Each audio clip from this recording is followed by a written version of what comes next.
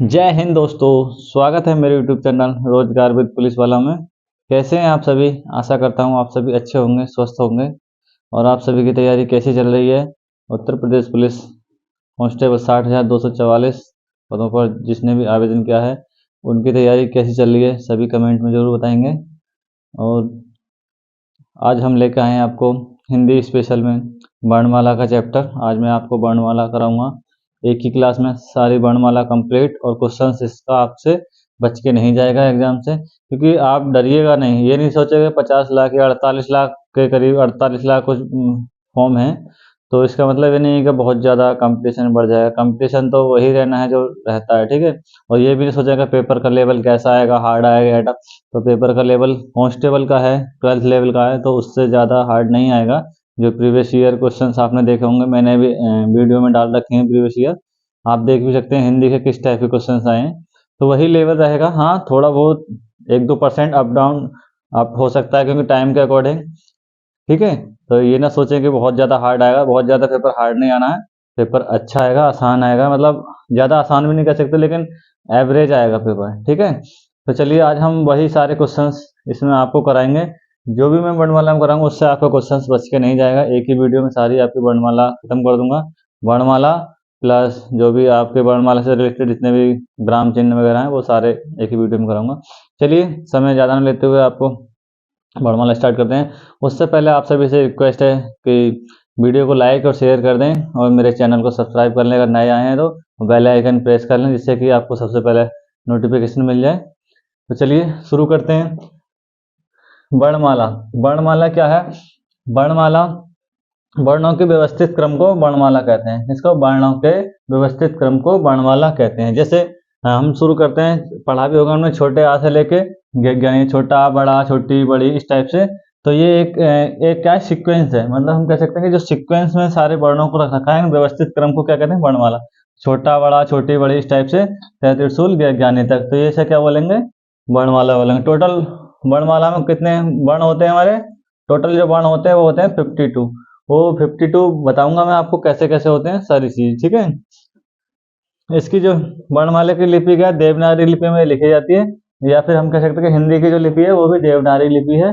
और देवनागरी को ही नागरी लिपि भी कह देते हैं, ठीक है। क्या नागरी लिपि भी बोलते हैं, ठीक। अब आते हैं हम वर्णों के भेद। वर्णों के भेद कितने होते हैं? मुख्य 2 प्रकार के होते हैं वर्ण, यानी स्वर और व्यंजन। स्वर और व्यंजन।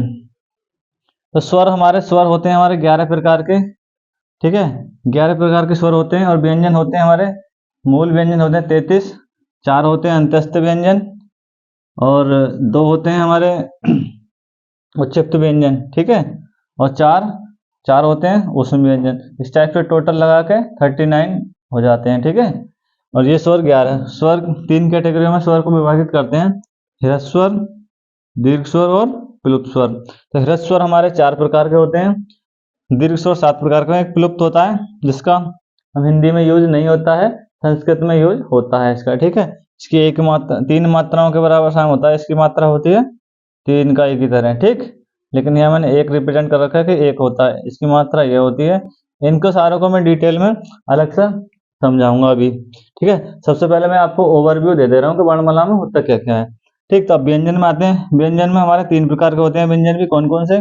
स्पर्श व्यंजन, इसको हम वर्गीय व्यंजन भी कह सकते हैं, या उदित व्यंजन भी कहते हैं, ठीक। नेक्स्ट आता है हमारा अंत्यस्थ व्यंजन। अंत्यस्थ व्यंजन 4 प्रकार के होते हैं।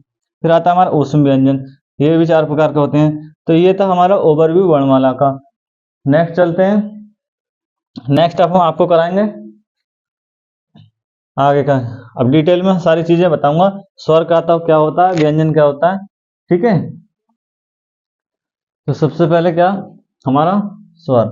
स्वर को हम डिफाइन करेंगे। स्वर का हम पूरा डिटेल में मैं बता दूंगा सारा, जो जो एग्जाम से ओरिएंटेड जो भी टॉपिक है वो सारा स्वर का बता दे रहा हूँ। क्या क्या मात्रा के आधार पर जो होते हैं स्वर, और क्या उत्पत्ति के आधार पर। सबसे पहले हम जान ले रहे हैं कि स्वर होता क्या है। तो स्वर क्या होता है? जिन वर्णों का उच्चारण स्वतंत्र रूप से बिना किसी सहायता के हम करते हैं उन्हें स्वर कहते हैं, ठीक है। मतलब जिन वर्णों का उच्चारण हम बिना किसी सहायता के करते हैं, ठीक। तो उसमें क्या होता है, या सहायता के या फिर बिना किसी रुकावट या बिना किसी अवरोध के हम जिन वर्णों का उच्चारण करते हैं उनको स्वर कहते हैं। स्वर दो प्रकार से डिवाइड कर रखा है स्वर को, मात्रा के आधार पर स्वर के प्रकार और उत्पत्ति के आधार पर। मात्रा के आधार पर स्वर के प्रकार होते हैं 3, ह्रस्व स्वर, दीर्घ स्वर और प्लुप्त स्वर। ठीक है, ह्रस्व स्वर को क्या लघु स्वर भी कहते हैं और मूल स्वर भी कहते हैं। मूल स्वर ये अभी आगे आएंगे तब भी आपको इसका बेनिफिट मिलेगा।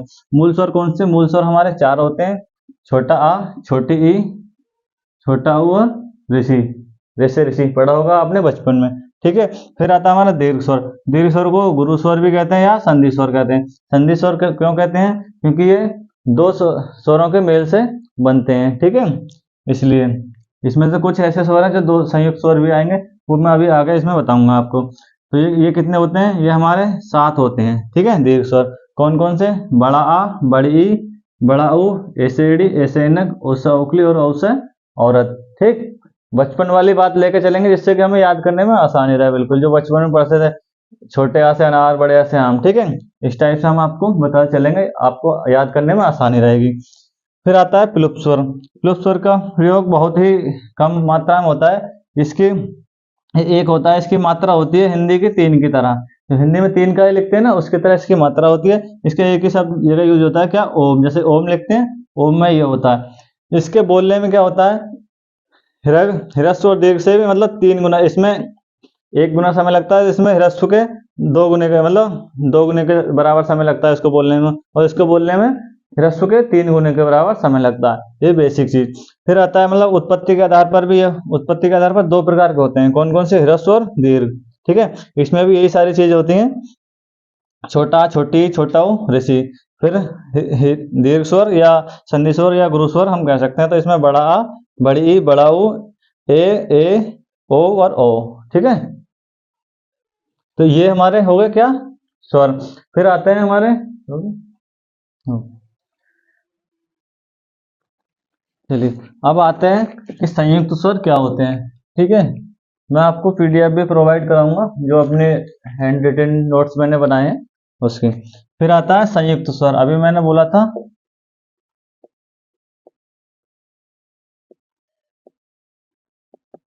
संयुक्त स्वर। तो संयुक्त स्वर वो होते हैं जिन वर्णों का निर्माण असमान स्वरों के मेल से होता है। असमान स्वरों के मेल से होता है, उन्हें क्या बोलते हैं? संयुक्त स्वर कहते हैं। कौन कौन से संयुक्त स्वर हैं हमारे? ए, ओ और औ, ये 4 हैं। तो किस किस के मेल से ये बनते हैं ये बताऊंगा। ए मिलता है हमारा आ प्लस छोटी ई से मिलकर क्या बनता है? ए मिलता है। ठीक है, इससे एडी। फिर एनक हमारा बनता है छोटा आ प्लस ए से। ठीक, नेक्स्ट हमारा ओ बनता है हमारा आ प्लस छोटा ऊ से मिलकर क्या बन जाता है? ओ। और औ बनता है हमारा किससे मिलकर? आ प्लस ओ मिलकर। ठीक है, आ प्लस ओ मिलकर ये होता है क्या? ओ बन जाता है। तो ये कितने होते हैं हमारे? 4 होते हैं क्या? संयुक्त स्वर। ठीक, तो ये हमारे संयुक्त स्वर हो गए। नेक्स्ट आता है एक चीज और इम्पोर्टेंट, नोट कर लो, नोट लगा के।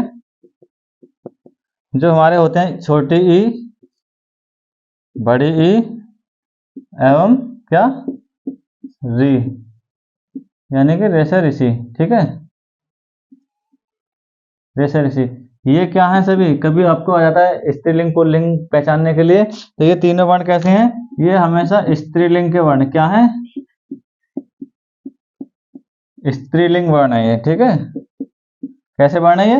ये स्त्रीलिंग वर्ण है। ठीक, तो ये नोट लगा के आप लिख लेना।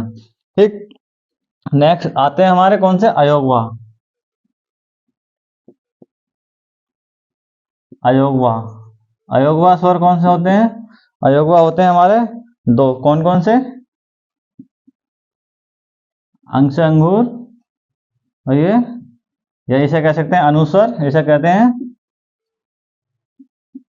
अनुस्वार, और इसे कहते हैं विसर्ग। ठीक है, क्या कहते हैं? विसर्ग। ठीक, तो ये हो गए हमारे अयोगवाह हो गए। तो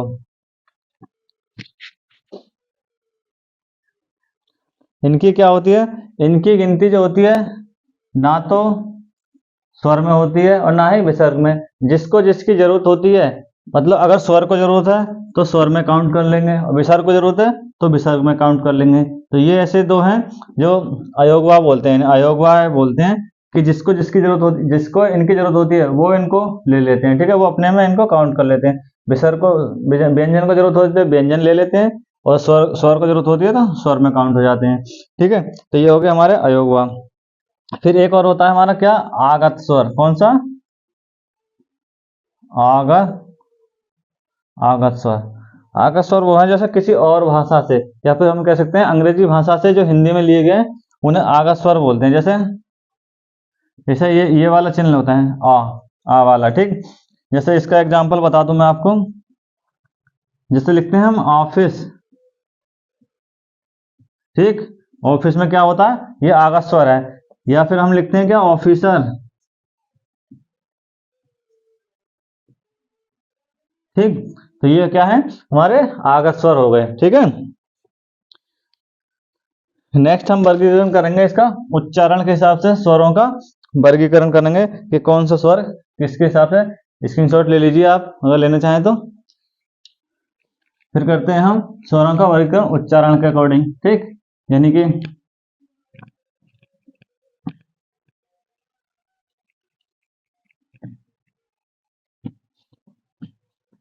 नंबर एक आता है क्या, जीभ के आधार पर, जीभ के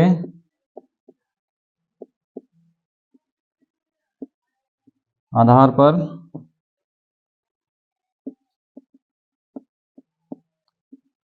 स्वरों का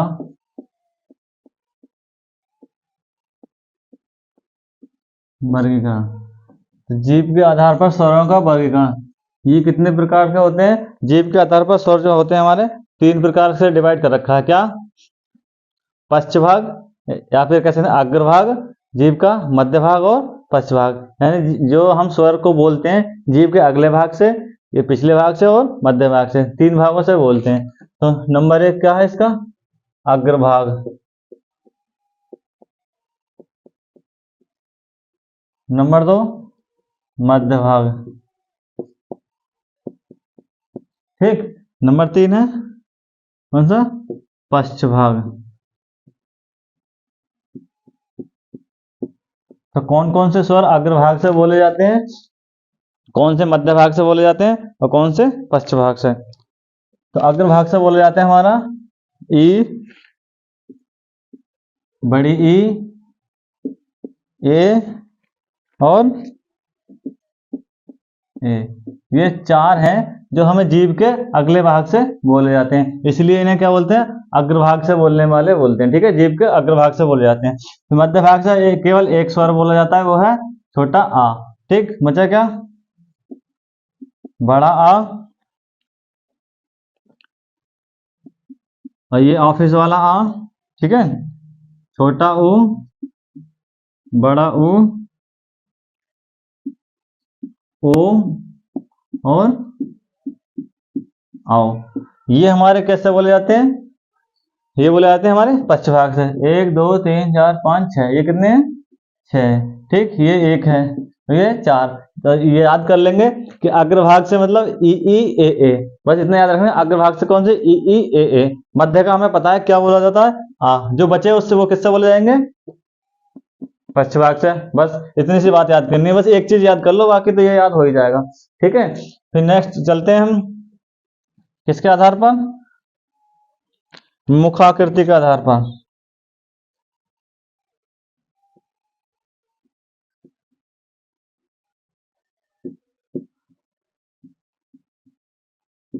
मुखाकृति के आधार पर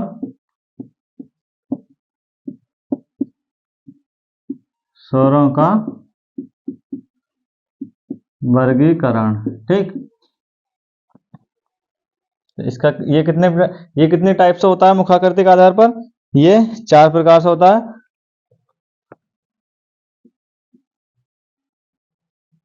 समृद्ध,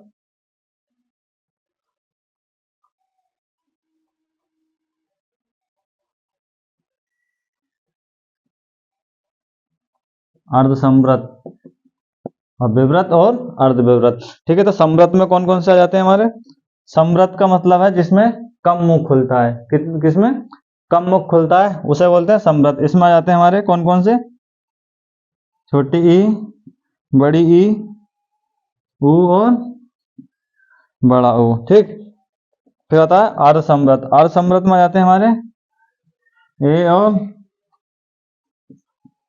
ओ। ठीक है, तो संवृत का मतलब है जिसमें उच्चारण के समय कम मुख खुलता है, यानी शॉर्ट में बताऊंगा, उच्चारण के समय कम मुख खुलेगा तो संवृत में आ जाएंगे। जैसे छोटी, बड़ी, ऊ बोल के भी आप प्रैक्टिकल कर सकते हो। ठीक है, नेक्स्ट आता है अर्धसंवृत। अर्धसंवृत में क्या है? संवृत से कुछ अधिक मुख खुलेगा। क्या? संवृत से कुछ अधिक मुख खुलेगा, तो वहां पे क्या हो जाएगा? संवृत हो जाएगा। ये होते हैं दो, कौन से? ए और ओ। ठीक है, नेक्स्ट चलेंगे हम, रफ कर दे रहा हूं ऊपर का अभी ना। तो नेक्स्ट क्या है? विवृत। तो विवृत और फोर्थ वन है हमारा अर्धविवृत।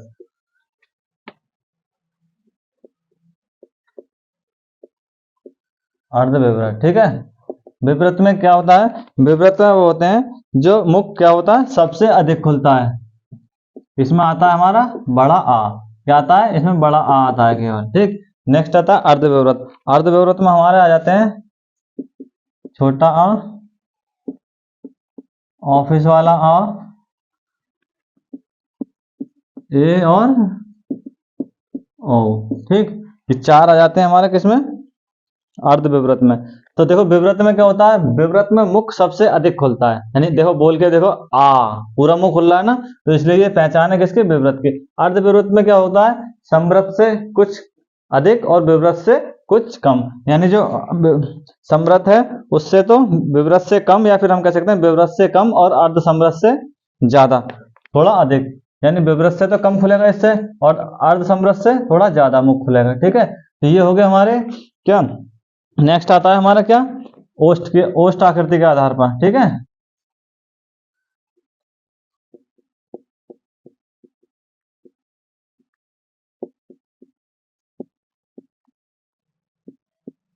ओष्ठ के आधार पर स्वरों का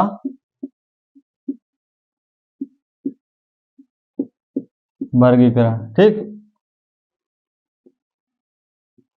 देखो भाई थोड़ी बहुत मिस्टेक हो सकती है, तो कमेंट में जरूर बता दें, जो भी कमियां हैं उसको सुधारा जाएगा। ठीक है, लेकिन कंटेंट जो होगा आपका, कंटेंट नंबर 1 को होगा, इससे बाहर आपको कम समय में इससे अच्छा कंटेंट नहीं मिल पाएगा आपको कहीं भी। ठीक है, तो ओष्ठ के आधार पर हमारे दो प्रकार के होते हैं, कौन कौन से? व्रतमुखी और नंबर 2 अव्रतमुखी, या हम इसको कह सकते हैं अव्रतमुखी को कहते हैं हम अर्धव्रतमुखी। ठीक है, तो व्रतमुखी में कौन कौन से आते हैं? 4 आते हैं हमारे स्वर, कौन कौन से? ऊ, बड़ा ऊ, ओ और आओ। या फिर हम व्रतमुखी में कह सकते हैं कि जिसमें उच्चारण करते समय, जिन स्वरों का उच्चारण करते समय मुख मुख क्या हो जाए, जो हमारे ओष्ठ है वो क्या हो जाए? गोलाकार हो जाएं। यानी जिन स्वरों का उच्चारण करते समय मुख यानी ओष्ठ की आकृति कैसी हो जाए? गोलाकार हो जाए, उनको क्या कहेंगे? व्रतमुखी स्वर बोलेंगे। ठीक है, नेक्स्ट आते हैं हमारे कौन से? अव्रतमुखी। ये हमारे 6 होते हैं, कौन कौन से? छोटा आ, बड़ा आ, ई, छोटी ई, बड़ी ई, ए से एड़ी और ए से ऐनक। ठीक, तो ये क्या हो गए? ये होते हैं अव्रतमुखी। तो अव्रतमुखी में क्या हो गए? अव्रतमुखी कहेंगे जिन जिन स्वरों का उच्चारण करते समय ओष्ठ जो है गोलाकार आकृति ना बने, यानी जिन स्वरों का उच्चारण करते समय जो हमारे होठों की आकृति है वो गोलाकार ना हो, तो उन्हें क्या बोलेंगे? अव्रतमुखी। एग्जाम में अगर पूछ ले कि अव्रतमुखी किसे कहते हैं या व्रतमुखी किसे कहते हैं, तो कैसे पहचानोगे? तुम्हें याद नहीं है मान लो, तो क्या करोगे? इतना बस याद रखो कि व्रतमुखी में जो होठ होंगे हमारे वो गोल हो जाएंगे, जैसे ऊ, ऊ, ओ। ठीक, ये पहचान रखनी है बस। नेक्स्ट हमारे अव्रतमुखी में क्या मुख क्या गोलाकार, मतलब ओष्ठ हमारे वो गोलाकार नहीं होंगे, जैसे आ, हो रहा है, प्रैक्टिकली करके देख सकते हो आप। आ ई ए नहीं हो रहा ना, बोला का। तो ये है हमारी पहचान करने के तरीके, ठीक है। तो अब याद हो जाएंगे आपको ये सारी चीजें, मुखाकृति के आधार पर और ओष्ठ के आधार पर, दूसरा जीभ के आधार पर, ठीक है।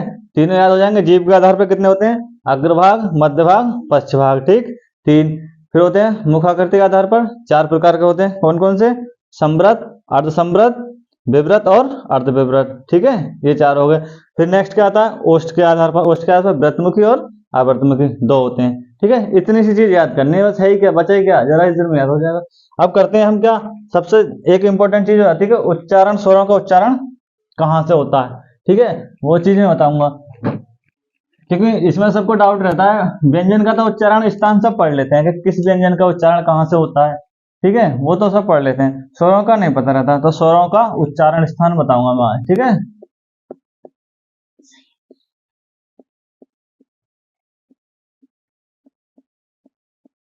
स्वरों का उच्चारण स्थान, ठीक। लिख ले रहे हैं सबसे पहले। आ,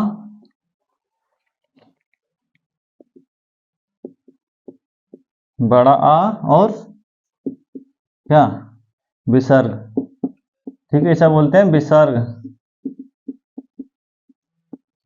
ठीक।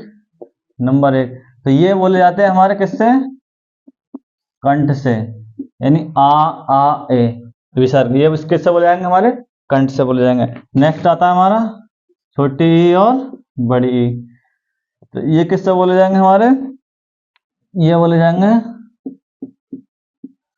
तालु से, ठीक है। नंबर 2। नंबर 3 है क्या? छोटा बड़ा, छोटी बड़ी, ऋषि ऋषि, ऋषि, ऋषि बोली जाती है हमारा क्या? मूर्धा से। ये किससे बोला जाता है? ऋषि ऋषि मूर्धा से, ठीक है। नेक्स्ट आता है छोटा ऊ और बड़ा ऊ, तो छोटा ऊ और बड़ा ऊ किससे? ऊ ऊ, ये तो बताइए, अभी ओष्ठ का खास बताया था, किससे हो जाएंगे? ओष्ठ से, ठीक है। ये किससे बोले जाएंगे? ओष्ठ से। नेक्स्ट आता है हमारा ए, ए और ओ और ओ, आओ, ठीक है। तो ये किस टाइप के स्वर है, ये किस टाइप के स्वर है, ये मैंने बताया था आपको। तो ये है हमारे चारों संयुक्त स्वर, ठीक। किस कैसे? संयुक्त। तो मैं आपको इसके याद करने के तरीके बताऊंगा। वैसे तो ये किससे बोला जाता है? ये बोला जाता है हमारा कंठोष्ठ से, कंठोष्ठ, ठीक है। सॉरी, कंठ, कंठ तालव्य, कैसे? ये हो जाता है कंठ तालव्य, और ये बोले जाते हैं कंठोष्ठ, ठीक। ये बोले जाते हैं कंठोष्ठ और ये कंठ तालव्य से। अब देखो ये कैसे करते हैं इनको, इनको ये ए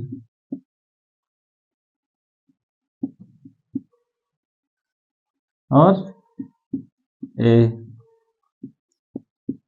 ओ और आओ, देखो ये किन किन स्वरों के मेल से बनते हैं, ये मैंने आपको जब भी बताया था। ये बनता है आ प्लस ई से मिलके, ठीक।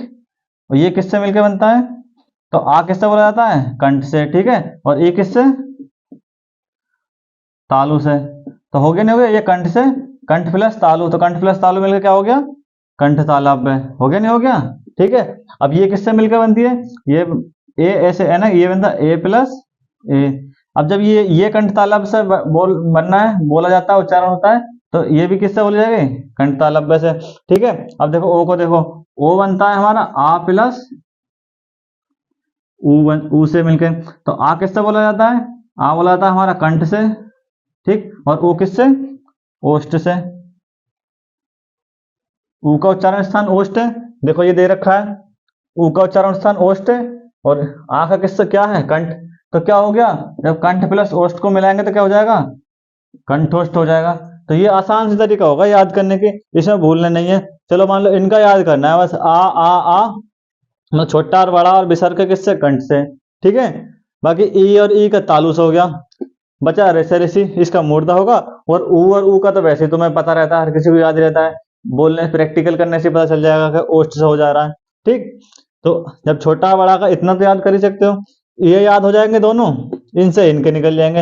हमें पता है एसीडी किससे मिलकर बनती है, छोटा और ई से मिलकर बनती है। हमें ये भी पता है कि छोटा यानी जो आ है वो किससे बनता है, इस उसका उच्चारण स्थान क्या है, कंठ, और ई का क्या है, तालु। तो क्या हो गया मिलकर, कंठ तालव्य। ठीक है, क्या हो गया, कंठ तालव्य।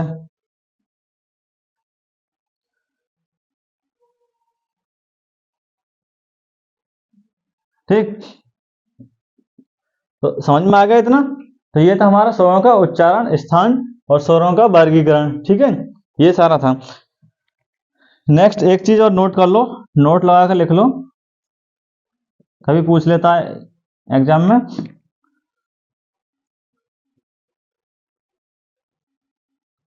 कि स्वरों का ऐसा कौन सा उच्चारित स्थान है कि जिससे स्वरों का उच्चारण नहीं होता। तो स्वरों का उच्चारण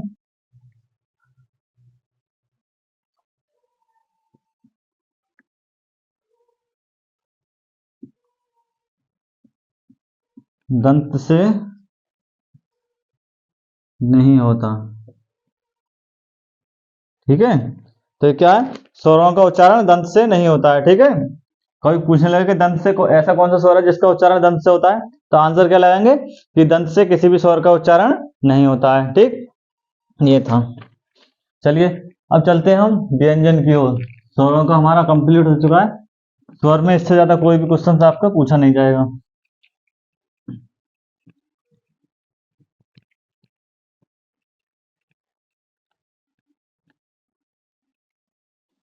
नेक्स्ट चलते हैं हम व्यंजन की तरफ।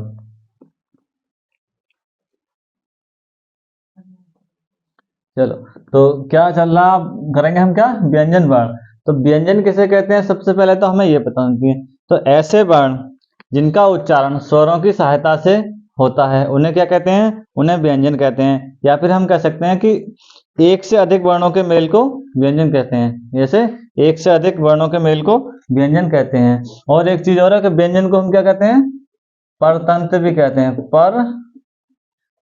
परतंत्र। परतंत्र क्यों कहते हैं, क्योंकि व्यंजन स्वरों की सहायता से बोले जाते हैं, इसलिए इन्हें परतंत्र बोलते हैं, यानी दूसरों पर डिपेंड है। ठीक है, परतंत्र क्यों बोलते हैं, क्योंकि स्वरों की सहायता से बोले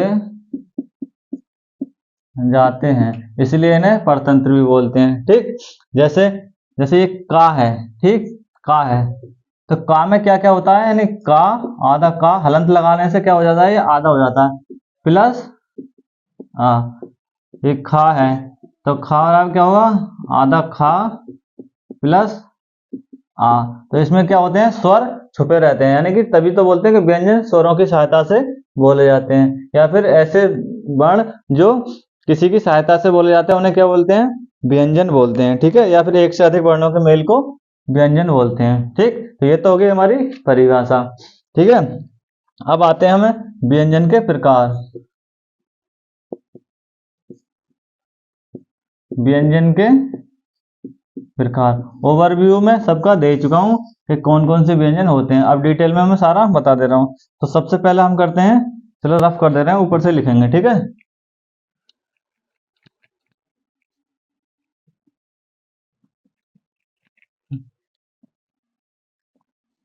नंबर एक आता है कौन सा, स्पर्श। स्पर्श व्यंजन या वर्गीय व्यंजन या उदित व्यंजन। ठीक है, तो स्पर्श या वर्गीय व्यंजन, तो ये कितने होते हैं, ये होते हैं हमारे 25 होते हैं। ठीक, तो स्पर्श व्यंजन कितने होते हैं, 25 होते हैं, कहां से लेके पा वर्ग तक। ठीक है, कहां से, का वर्ग से पा वर्ग तक।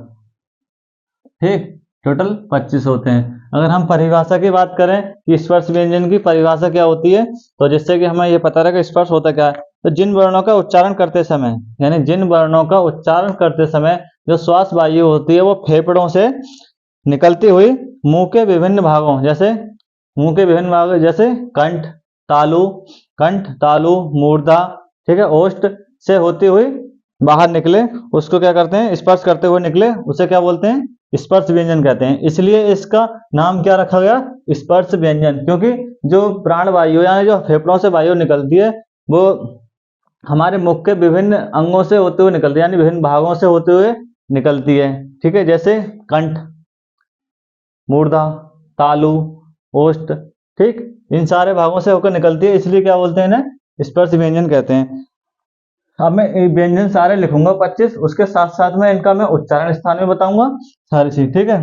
जैसे नंबर 1 आता है का वर्ग, ठीक, फिर आता है चा वर्ग, फिर आता है टा वर्ग, फिर आता है ता वर्ग, ठीक, फिर आता है हमारा पा वर्ग, ठीक है। ये 5 वर्ग होते हैं और 5 वर्गों को मिलाकर प्रत्येक में 5 वर्ण होते हैं, जैसे का, खा, गा, घा और अड़ा, ठीक। फिर चा में चा, छा, जा, झा और वहाँ, ठीक, इसे बोलते हैं वहाँ, वहाँ, क्या बोलते हैं इसे, वहाँ। फिर आता है टा वर्ग में टा, ठा, दा, धा और अणा, ठीक है। फिर आता है हमारा ता वर्ग, यानी ता, था, दा, धा और ना। फिर आता है हमारा पा वर्ग, पा, फा, बा, भा और मा। तो ये कितने हैं, 25 वर्ग हैं, 25 वर्ण है, ठीक है, ठीक है, 5 वर्गों के 5 वर्ण है, 25 वर्ग, 25 वर्ण हो जाएंगे टोटल। अब इनका उच्चारण स्थान देख लो। का वर्ग का उच्चारण स्थान होता है हमारा, क्या होता है, कंठ, ठीक। चा वर्ग का होता है हमारा उच्चारण स्थान तालु, क्या होता है, तालु। टा वर्ग का होता है हमारा क्या, मूर्धा, क्या होता है, मूर्धा, ठीक। ता वर्ग का उच्चारण स्थान होता है हमारा क्या, दंत, और पा वर्ग का होता है हमारा ओष्ठ, ठीक है। अब इनको याद कैसे करेंगे, तो याद करने का सही तरीका क्या है, अब ये जो है हमारा, ये क्या है, ये है पंचम वर्ण बोलते हैं इसे, इसे पंचम वर्ण या नासिक वर्ण या नासिक व्यंजन, ठीक है, क्या बोलते हैं, नासिक व्यंजन, ठीक। तो ये हमारा का वर्ग किससे बोला था, कंठ से बोला था। का से कंठ, चा से तालु, टा से मूर्धा, ता से दंत, देखो इसका का से कंठ याद हो गया, ठीक। अब बचा क्या, ता को देखते हैं पहले, तो ता से क्या, ता था दा दा ना, ना आ रहा है, तो यानी कि दंत, दा से दंत, पा फा बा, देखो बोलने के तरीके से भी पहचान लेते हैं हम कि कौन सा वर्ड किससे बोला जाएगा, पा फा बा, होठ का काम ज्यादा हो रहा है तो किससे बोला जाएगा, यहाँ ओष्ठ हो जाएगा। अभी हम चा छा जा बोलते हैं, चा बोलो, चा छा, जीभ कहाँ जा रही है हमारी, तलवे पे जा रही है, तो इससे हम पहचान कर लेंगे कि चा वर्ग के जो वर्ण है वो किससे बोले जाते हैं, तालु से बोले जाते हैं, ठीक है, यानी उच्चारण स्थान क्या है इनका, उच्चारित स्थान तालु है। ऐसे हम टा ठा डा ढा बोल के देखोगे, एक बार प्रैक्टिकल करो, टा ठा डा ढा, जीभ मुड़ रही है ना, तो ये क्या हो जाएगा, मूर्धा। और ता था दा धा ना, इसमें ना की आवाज आ रही है ना सब में, तो ये क्या हो जाएगा, दंत, ठीक है। तो ये है हमारा स्पर्श व्यंजन प्लस इनके उच्चारित स्थान, यानी कहां से इनका उच्चारण होता है, ठीक है। नेक्स्ट चलते हैं अब हम अंतस्थ व्यंजन की ओर, इनको रफ कर ले रहे हैं, ठीक है। चलो यहीं करा दे रहे हैं इसको, अंतस्थ व्यंजन छोटा सा ये क्या है, अंतस्थ अंतस्थ व्यंजन। अंतस्थ व्यंजन को कितने होते हैं हमारे? 4 होते हैं। कौन कौन से? यहाँ लिखते हैं या, रा, ला और वा। या, रा, ला, वा, ऐसे याद कर लो ना अंतस्थ व्यंजन। एग्जाम में सीधे सीधे पूछ लेता है कि उपयुक्त में से कौन सा अंतस्थ व्यंजन है या कौन सा अंतस्थ व्यंजन नहीं है। कोई 4 ऑप्शन दे रखे होंगे, उसमें से 3 इनमें से कोई वर्ण दे रखा होगा और एक ये दे रखा होगा। पूछ लेगा इनमें से अंतस्थ व्यंजन कौन सा है, तो याद रखेंगे अंतस्थ व्यंजन कौन कौन से हैं। ठीक है, अब देखो रा को बोलते हैं हम क्या? प्रकंपित। इनके उपनाम भी याद रखेंगे। प्रकंपित व्यंजन, प्रकंपित या क्या? लुंठित। प्रकंपित या लुंठित व्यंजन। ठीक, ये होता है रा का। ला को बोलते हैं हम क्या? पार्श्विक।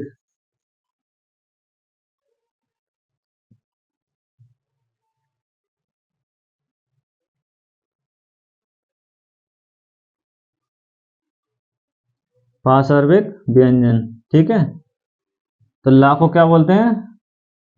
पार्श्विक व्यंजन। ठीक, और ये हो जाए या और बा, इन्हें बोलते हैं हम, ये क्या होते हैं? अर्धस्वर। क्या होते हैं ये? अर्धस्वर बोलते हैं।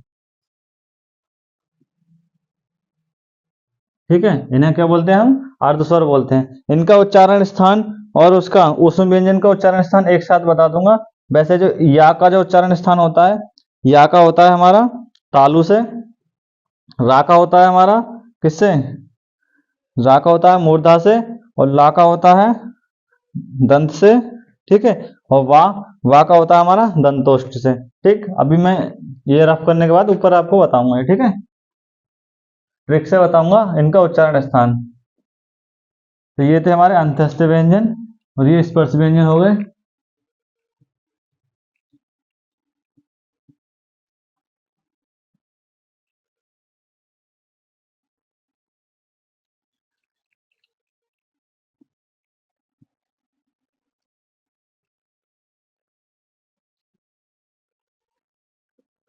ठीक, नेक्स्ट आता है नंबर 3 क्या? ऊष्म व्यंजन।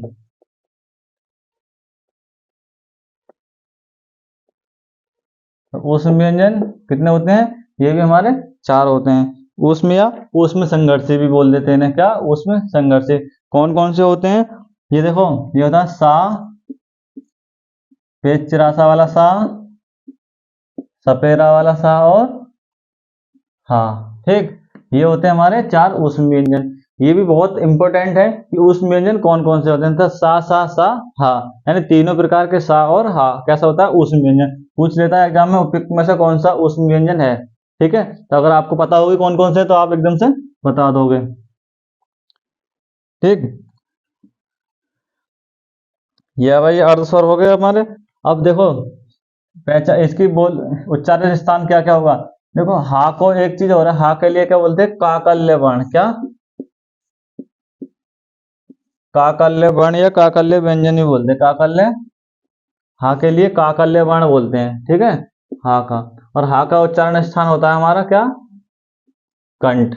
अब देखो इनके साथ में कैसे ऐसे कनेक्ट करेंगे।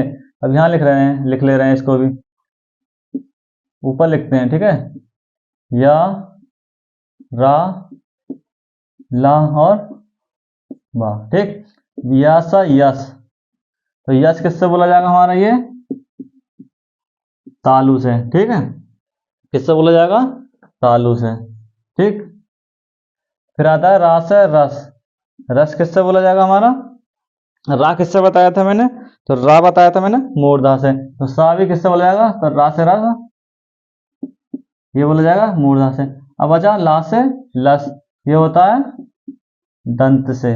ठीक, तो ये है ट्रिक, यस रस लस, यानी तालु मूर्धा दंत, तो दोनों एक ही बार में आपके याद हो जाएंगे। बचा क्या?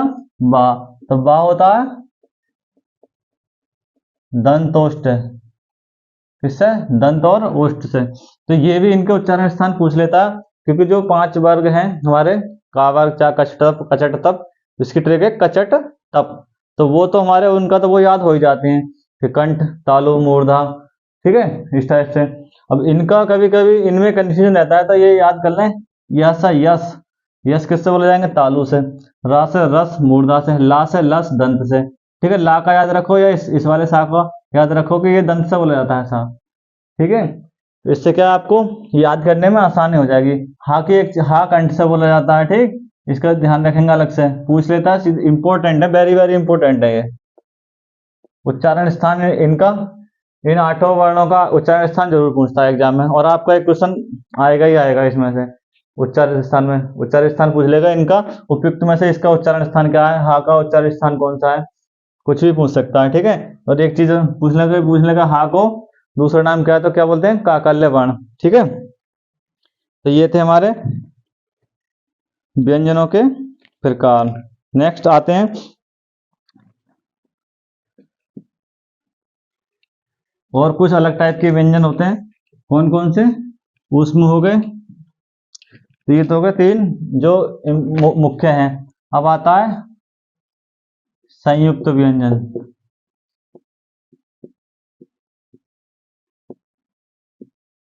संयुक्त व्यंजन, संयुक्त व्यंजन कौन से होते हैं? संयुक्त व्यंजन वो होते हैं जो 2 व्यंजन एक ही स्वर के सहारे बोले जाएं, यानी 2 व्यंजन एक ही स्वर के सहारे बोले जाएं, उन्हें क्या बोलते हैं? संयुक्त व्यंजन कहते हैं। ये भी कितने होते हैं? ये भी हमारे 4 होती है इनकी मात्रा। कौन कौन सी?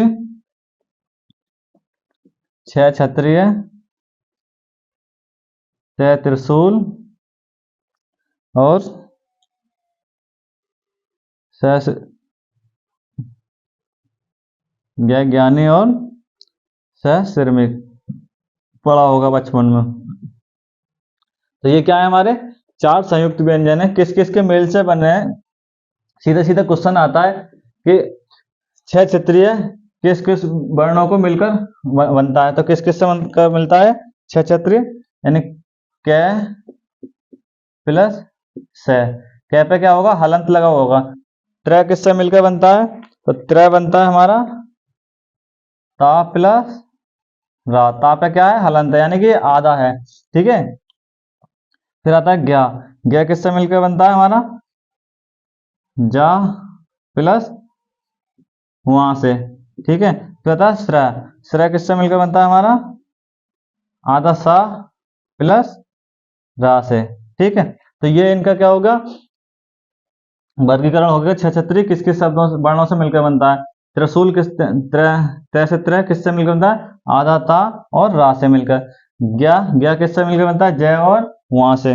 श्रय किससे मिलकर बनता है? स और रह से। ठीक है, तो ये हो गया इनका संयुक्त व्यंजनों का वर्गीकरण। ठीक, नेक्स्ट आते हैं, यही बता दे रहा हूं कौन से, एक और आते हैं, आजकल पूछ रहा है एग्जाम में, द्विगुण व्यंजन। ठीक है, तो ये भी एक टाइप हो गया द्विगुण व्यंजन। तो द्विगुण व्यंजन कौन कौन से होते हैं? 2 प्रकार के होते हैं द्विगुण व्यंजन। जिन वर्णों के उच्चारण के समय जीभ पहले ऊपर उठकर, जीभ मतलब इनकी परिभाषा मतलब बता दे रहा हूं आपको, या फिर द्विगुण व्यंजन कहते हैं, या फिर कह सकते हैं ना उन्हें इन्हें उच्छिप्त व्यंजन। ठीक है,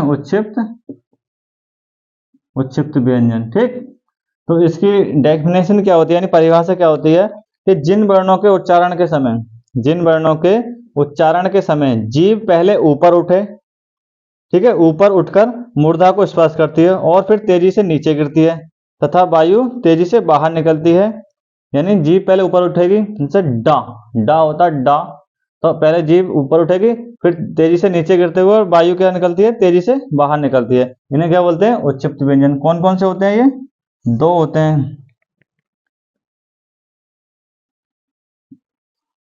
डा और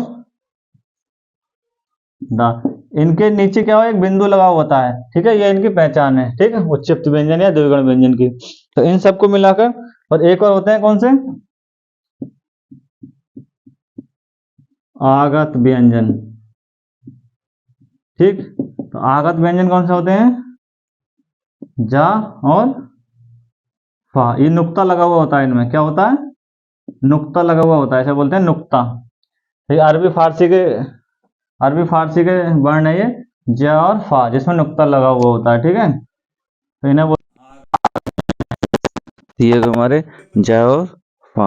ठीक, क्या क्या होते हैं हमारे व्यंजन, कौन कौन से? स्पर्श व्यंजन, उष्म व्यंजन और अंतस्थ व्यंजन, और एक संयुक्त व्यंजन। संयुक्त व्यंजन कौन कौन? क्षत्रिय, द्विगुण व्यंजन, डा और डा, डा और ढा। ठीक है, ये हो गए आगत व्यंजन, जा और फा। तो ये थे हमारे व्यंजन के प्रकार। ठीक, तीन तो हमारे मुख्य प्रकार हो गए थे, और बाकी जैसे संयुक्त और ये अन्य प्रकार हो गए उसके व्यंजन के। ठीक,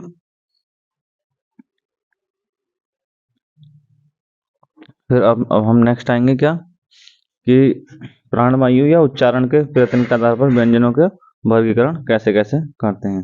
ये सारी चीजें मैं बताऊंगा अभी आपको। ठीक है,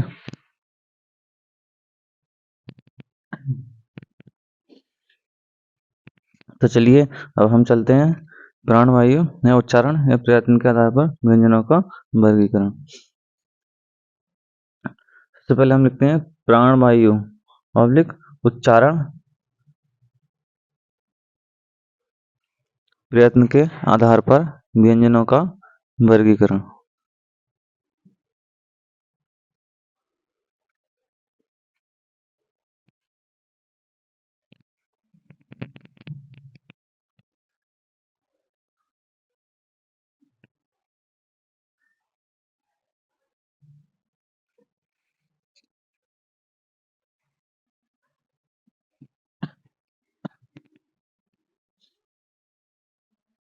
इसमें हम दो प्रकार के वर्गीकरण करते हैं, कौन कौन से?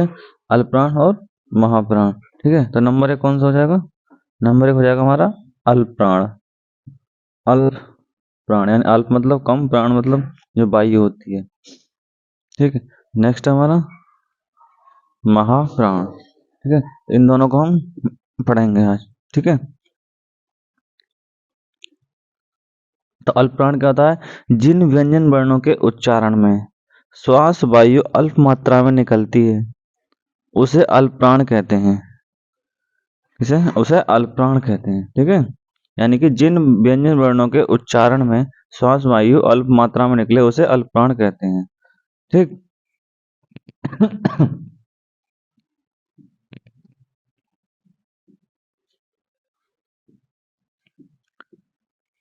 शॉर्ट में लिखूंगा, आप समझ लेना। ठीक है, और इससे बाहर एग्जाम में आपका आएगा नहीं, जितना पढ़ा दूंगा इस चैप्टर से उसमें उतने में से आ जाएगा आपका।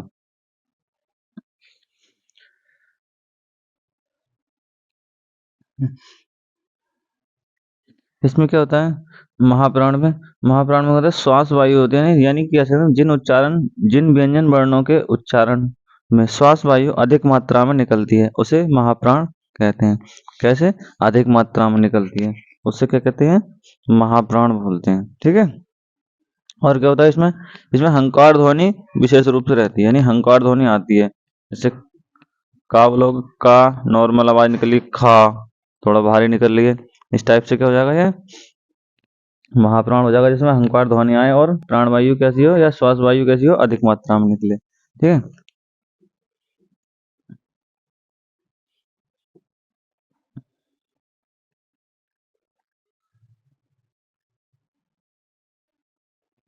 अब देखो अल्पप्राण में क्या होता है, अल्पप्राण की पहचान कैसे करोगे, कौन सा अल्पप्राण व्यंजन है कौन सा नहीं है?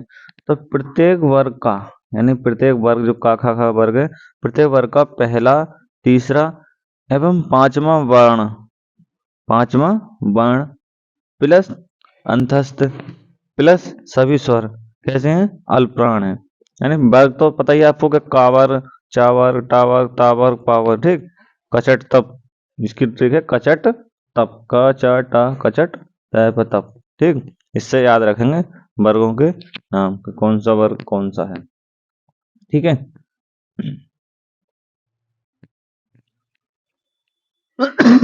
सॉरी।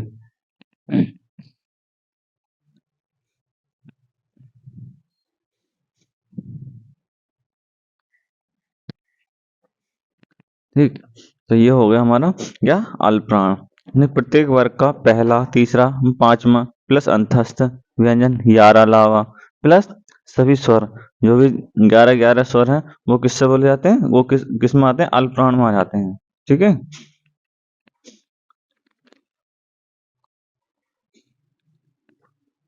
अब देखो ये तो हो गया अल्पप्राण में, ठीक। अब आएगा हमारा क्या, महाप्राण में। कि नहीं, महाप्राण में क्या आता है, तो अल्पप्राण का हमें पता चल गया, पहला, तीसरा, पांचवा।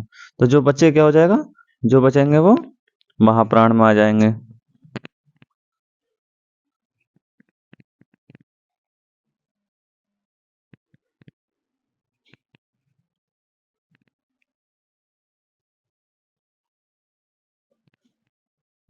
ठीक। अब देखो प्रत्येक वर्ग का,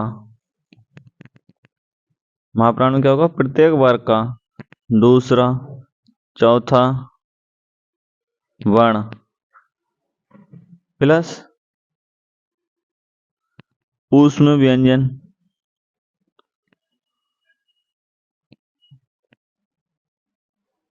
ऊष्म व्यंजन, ऊष्म व्यंजन कौन से होते हैं, सा, सा, सा और हा, यानी तीनों प्रकार के साथ, सलजम वाला, शरीफा वाला और सपेरा वाला सा प्लस हा, ये आते हैं ऊष्म व्यंजन में।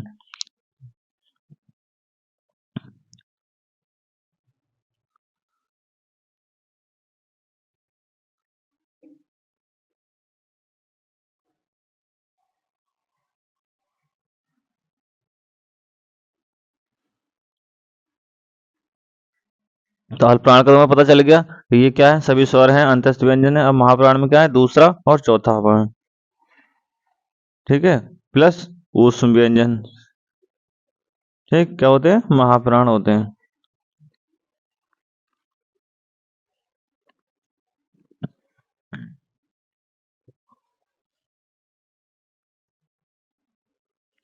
ठीक है, तो ये हो गया हमारा अल्पप्राण और महाप्राण। रफ कर दे रहे हैं हम इसे।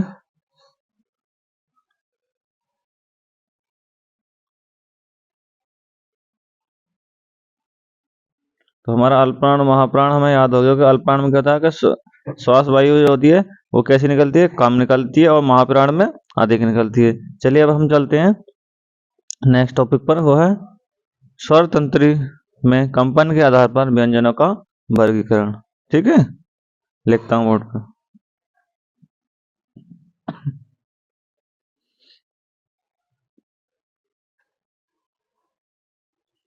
स्वर तंत्री में कंपन, स्वर तंत्री में कंपन के आधार पर व्यंजनों का वर्गीकरण। स्वर तंत्री में कंपन के आधार पर व्यंजनों का वर्गीकरण। इसमें भी हमारे दो प्रकार के व्यंजन हो जाते हैं। कौन कौन से, अघोष व्यंजन और सघोष व्यंजन, यानी अघोष और सघोष व्यंजन। चलिए करते हैं डिफाइन इनको भी।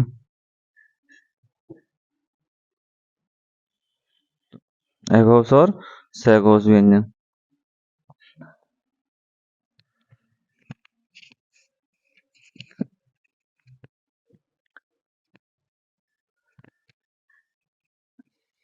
अघोष और सघोष, तो अब देखो अघोष क्या होता है, उच्चारण करते समय, अघोष में क्या होता है, उच्चारण करते समय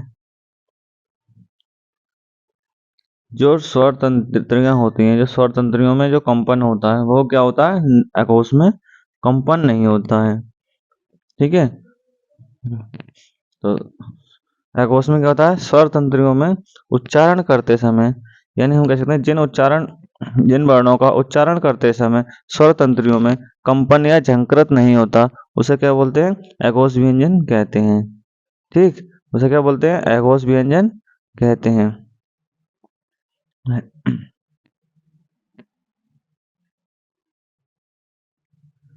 और घोष में क्या होता है, स्वर तंत्रियों में उच्चारण और कंपन होता है।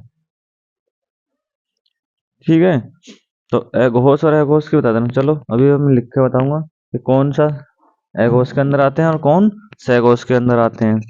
ठीक,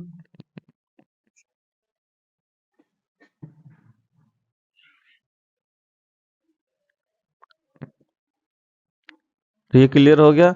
अल्पप्राण महाप्राण किसमें आते हैं, उनके में अभी आते हैं अघोष और सघोष। सघोष से अघोष एक ही बात है, ठीक है, तो सघोष और घोष एक ही बात है, उसका सघोष को ही घोष कहते हैं। अब आते हैं, चलो अब देखो अघोष में होता क्या है परिभाषा तो आपको कंफर्म होगी।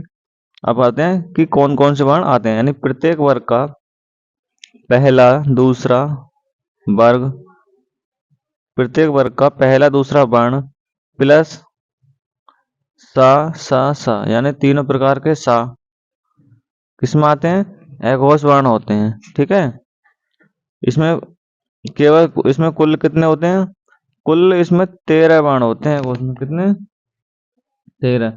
या हम कह सकते हैं का वर्ग जैसे का वर्ग का खा, चा छा, जा झा, टा ठा, ता दा, ता था, पा फा। ये सारे कितने होते हैं, ये प्रत्येक वर्ग का, यानी प्रत्येक वर्ग का पहला दूसरा, पावर का पाफा। तो ये कितने हो गए, 10 प्लस सा, फिर चौरासा वाला सा और सपेरा वाला सा, तीनों। तो ये 13 वर्ण है ओनली किसमें, अघोष में। बाकी जितने बचे सब सघोष हो जाएंगे। तो ये सबसे अच्छा याद करने का, ये 13 वर्णों को तो याद कर सकते हो ना, इतने से याद कर लो बस, तब वो कंफर्म हो जाएगा अघोष कौन से, बाकी जो बचे सब सघोष में पहुंच जाएंगे। सघोष या घोष से कंफ्यूज नहीं होना है, दोनों एक ही मतलब है दोनों का। ठीक है, 13 वर्णों को छोड़कर जितने भी बचे सब क्या हो जाएंगे, घोष या सघोष। ठीक है, चलिए सघोष की डेफिनेशन आपको पता चली गया क्या होती है, तो उच्चारण करते समय स्वर तंत्रियों में कंपन यानी झंकृत होता है। ठीक, चलो इसका बताते हैं। इसमें है प्रत्येक वर्ग का, जो वर्ग पढ़े थे ना, का वर्ग, चा वर्ग, ता वर्ग, ता वर्ग, पा वर्ग, अच्छा उसी हिसाब से। तो प्रत्येक वर्ग का तीसरा, चौथा व पांचवा वर्ण, प्रत्येक वर्ग का पहला तीसरा पांचवा वर्ण प्लस अंतस्थ व्यंजन। अंतस्थ व्यंजन कौन से, यारा लावा, तो प्लस सभी स्वर, सभी स्वर क्या होते हैं, घोष व्यंजन होते हैं। ठीक है, क्या होते हैं, घोष कहलाते हैं।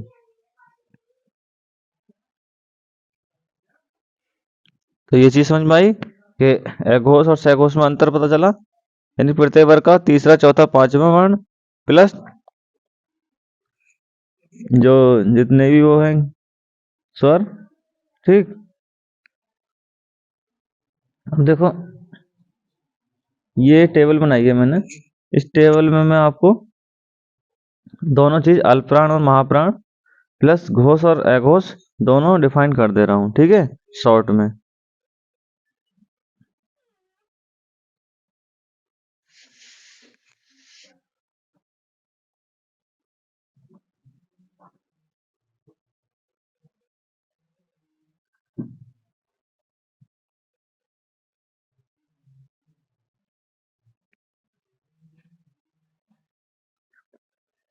तो अघोष में क्या आ गया, प्रत्येक वर्ग का पहला दूसरा वर्ण प्लस तीनों प्रकार के सा।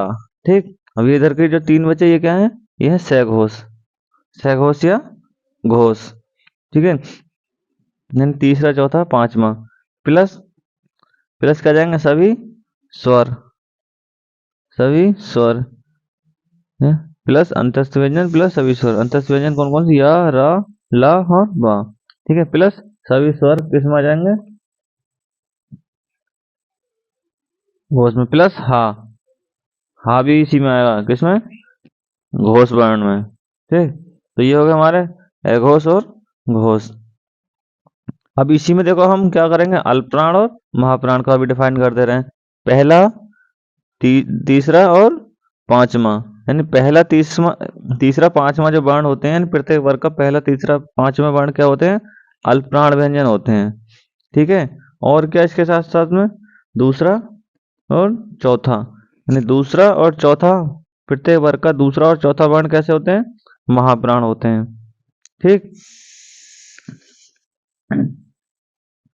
प्लस महाप्राण में और क्या आता है, यारा, वो सॉरी संयुक्त व्यंजन, संयुक्त व्यंजन सॉरी संयुक्त नहीं, उसमें व्यंजन सा हा। ठीक, सा हा उसमें व्यंजन आ जाएंगे। और अल्पप्राण में क्या आ जाएगा साथ में, अल्पप्राण में आ जाएगा अंतस्थ व्यंजन प्लस सभी स्वर, या अंतस्थ व्यंजन कौन कौन से, 11 लावा प्लस सभी स्वर आ जाएंगे। ठीक, तो क्लियर इतनी सी बात। तो ये था हमारा महाप्राण, ये अल्पप्राण, और ये घोष, और ये अघोष और सघोष, सारी चीजें क्लियर हो गई। अल्पप्राण में क्या जाएगा, पहला तीसरा पांचवा प्लस अंतस्थ व्यंजन प्लस सभी स्वर, और महाप्राण में दूसरा और चौथा प्लस ऊष्म व्यंजन। ठीक, तो ये थे हमारे घोष और अघोष। कभी पता चल गया, अल्पप्राण महाप्राण पता चल गया। ठीक है,